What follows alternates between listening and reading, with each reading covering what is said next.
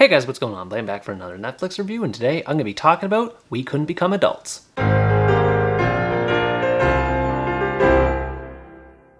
We Couldn't Become Adults is a Japanese drama that tells a non-linear story about a man named Sato who recalls all of the relationships he's had over the years after receiving a friend request from someone he used to know. Sato's life has seen better days. His friends have moved on with their lives, he can't hold down a relationship, and he still works at the same dead-end job that he's always had. All of these things and more are chronicled by Sato himself as he re-examines where it all went wrong and how he can make things better again. I cannot stress it enough when I say that this movie was one of the most profoundly moving cinematic experiences I've ever had the pleasure of viewing. Although there's not much in the way of notable characters, Sato alone makes the movie worthwhile on top of everything else it already has. I think pretty much anybody who watches this movie can see a little bit of themselves in Sato. He's a man who's lost in a world that's moving on without him, and while he wants to live a purposeful life, he doesn't know how to do so, and other people are too busy with their lives to help him in any meaningful way. The movie sort of starts him off with the ending, which takes place in 2020, and after a few events happen, it rewinds back in time to periods where something significant happened in his life,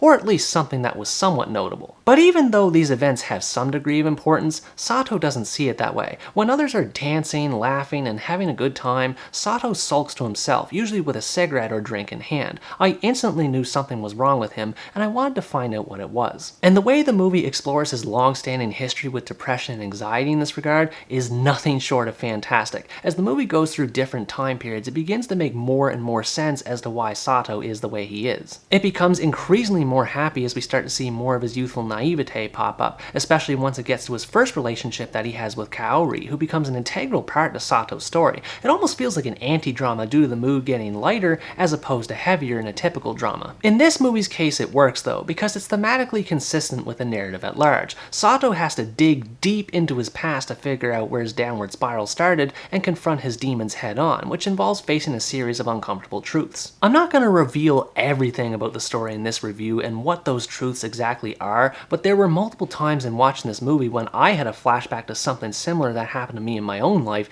and I completely understood where Sato was coming from. We get to learn so much about Sato in this movie, everything from his obsession with the musician Kenji Ozawa, to his desire to write a book someday, to his growing indifference to his job as a graphic designer. There is no detail that goes to waste, as everything that's brought up has something to do with how he is as a person in 2020. But it's his relationship with Kaori, as I already mentioned, that has the biggest impact on him by far. He is heartbroken by how she's able to break up and move on without him, and he hinged on every single word that she said when they were a couple, to a point that it starts to affect his perception on life. This is as far as I feel comfortable getting into the romance without giving away any spoilers. All I'll say further about the two was that I love how the two met and initially bonded with each other, and how they ended up going their separate ways over time. Sato is easily the most relatable character I've seen in a movie this year. Although he is off-putting at first due to him mouthing off at co-workers and constantly getting drunk, I came to understand him more as his past was slowly unveiled, and I realized that his emotions were coming from a place of suffering. Although I personally haven't been as quite as dark of a place in life as him, I've had my fair share of struggles as well. It's difficult having a creative mindset and not always knowing what to do with it, as is the case for Sato when he wants to write a book, but he doesn't know what it would be about, or if he would even be good at writing it. He keeps getting stuck in his own head, even when Kaori and others try to help him out of it as best as they can. It demonstrates that even before he and Kaori met, there's an absence of confidence in his own abilities without having some sort of role model to depend on. And anytime he gets a faint glimmer of hope, such as when he's able to have sex with a woman, or shooting the breeze with regular bar patrons, the moment is always fleeting and never lasts. He always ends up back to where he started, until he's finally able to come to an epiphany by the movie's end. I loved seeing him come to this epiphany, especially since it occurs when he's approaching 50 years of age. It shows that not everyone is able to find the answers on how to make one's life better right away. Hell, there are some people who spend their whole lives searching for that answer. And I think that telling the story in a non-linear fashion was the right move. It shows that life itself is a roller coaster that has several highs and lows, and being able to relive those memories, so to speak, along with Sato, creates an opportunity for the viewer to become personally invested in it by relating their own memories with him, as I ended up doing myself. The main thing to be taken away from Sato's experience is that he wants to avoid becoming ordinary. That is to say, he wanted to be married and have a 9-to-5 job and the whole gambit, but he changes his perspective to fit Kaori's, which ironically is what pushes her away as he stops being true to himself. Even though Kaori didn't want to be ordinary, in later years things change as she inevitably grows older along with Sato, and she changes her mind about things. Sato, however, hasn't gotten over Kaori and thus is stuck with his non-ordinary mindset. He's unable to grow as a person. To put it bluntly, as the title suggests, he couldn't become an adult. The way past and present intertwine with this concept is excellent. All throughout the movie we see visual evidence of many characters, not just Sato, who are stuck in a place that they feel that they can't get out of. A Yakuza who helps Sato from an accident shoots up a mahjong parlor years later, a bartender moonlighting as a prostitute gets arrested, and a feminine bar owner loses his business and ends up a homeless drunkard. Sato is just like all of these people, except his job as a graphic designer is able to keep him safe and live a life of normalcy, yet this same job is part of what's making him so unhappy. You can tell that he genuinely wants things to change for the better, and he's not a bad person, but he's so easily influenced by others in his environment that he's forced to stay inside his bubble and prevent himself from adapting. He's stuck in an awkward place between ordinary and unique, and the way the movie portrays this is brilliant. I honestly didn't think that I was going to be talking about this movie for so long, but there were so many things I had to get off my chest about it. There are likely even more details about it that I missed, but I'll go over a few more that I noticed beyond the story itself. I think it was smart how the filmmakers used modern-day Tokyo with no traffic in the midst of the pandemic to show how barren and desolate Sato's life has become by that point, although funnily enough he seemed a bit more optimistic at that stage as well. There's no doubt that it had something to do with the reflections he's made over the years, as the movie takes place across an approximately 25-year time span, so Sato would have learned something along the way as he was going about his life, but using a modern setting in this way was still a nice touch. There's tons of great cinematography as well that features Sato being lost in thought and examining the world around him.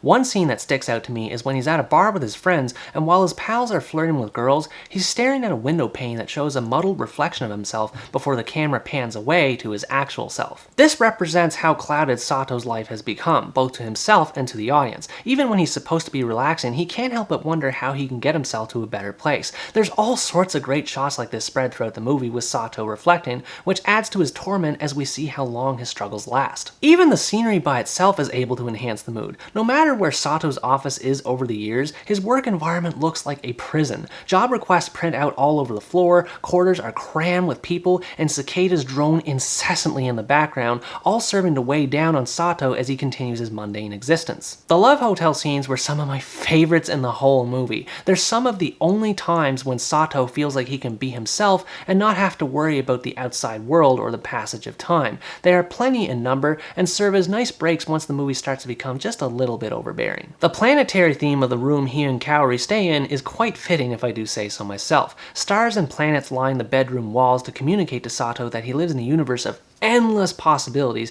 and yet here he is stuck on a planet that he's trying to find a way to get out of, with Kaori being the only other alien that he can relate to. The only complaint I can really think of for this movie is that it can be hard to keep track of events as time periods jump. There's a lot of supporting characters that come and go, and due to the backward nature of the narrative, it can be challenging to figure out who Sato is talking to or find out what exactly he's doing. But as the movie proceeds and events unfold, it becomes less of an issue. To end this review on a poignant note, I think Kaori summed things up best on what Sato's story is about. At a certain point in the movie, when they're on a trip together, she says the line, "It's not where you go, it's who you go with." That line is so important because it summarizes how Sato's trying to find a better place in life, be it inside or outside Japan, and how he feels he can't move on without Kaori being in his life. No matter who else he meets, he can't fill in the void that she left, and as a result, he remains stagnant. Overall, We Couldn't Become Adults is a masterpiece of Japanese cinema that examines how severely relationships can affect our perception of reality. It is an unflinching observation on the effects of depression, while also providing a message of hope for those who suffer from it by appealing to the viewer's nostalgia and connecting their experiences to the story. While I recommend this movie to anyone who enjoys watching movies, I think that there's a specific audience out there that would especially appreciate this one. If you feel you're stuck in a rut in life and don't know what else to do, this movie will hurt to watch in parts, but it will also provide comfort in letting you know that you're not alone and that there is hope. This is one of those few movies that comes along once in a while and keeps you thinking about it long after you finish watching it. Sato's story can be connected to just about anyone to a certain degree. Its observations on love, jobs, mental health, and search for meaning provides something for everyone. It is a beautiful work of art that cannot be missed. Anyways, guys, that's going to wrap up my review of We Couldn't Become Adults. Thanks for watching this video. I hope you enjoyed it. And as always, stay tuned for the next part, where next time I review the Hong Kong sports biopic, Zero to Hero. Bye-bye.